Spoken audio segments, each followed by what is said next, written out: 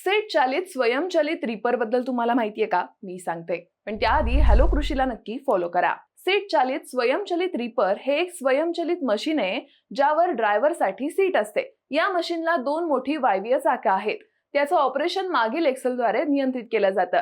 हे यंत्र चालवण्यासाठी सुमारे 6 HP क्षमतेचं डिझेल इंजिन वापरलं जातं. हे मशीन सोयीस्कर clutch, brake, steering, hydraulic system आणि पॉवर ट्रान्समिशन सिस्टीमनं सुसज्ज आहे, जे मशीन सहज चालवण्यासाठी मदत करतं.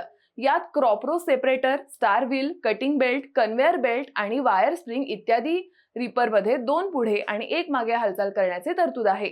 या यंत्राद्वारे पीक काढल्यानंतर ते कन्व्हेअर बेल्टने खेचलं जातं आणि मशीनच्या एका बाजूला ओळीत ठेवलं जातं.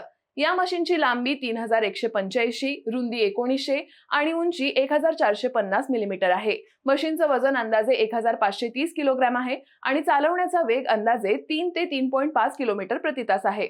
या मशीनची फील्ड क्षमता 0.25 ते 0.30 हेक्टर प्रति तास आहे आणि फील्ड कामाची कार्यक्षमता 60 ते 70% आहे. यामध्ये इंधनाचा वापर 1 ते 1.15 लिटर प्रति तास आहे आणि पीक नुकसान 5 ते 5.9% आहे. या यंत्राचा वापर भात, गहू, सोयाबीन आणि इतर तृणधान्य आणि तेलबिया पिकांच्या काढणीसाठी योग्य आहे.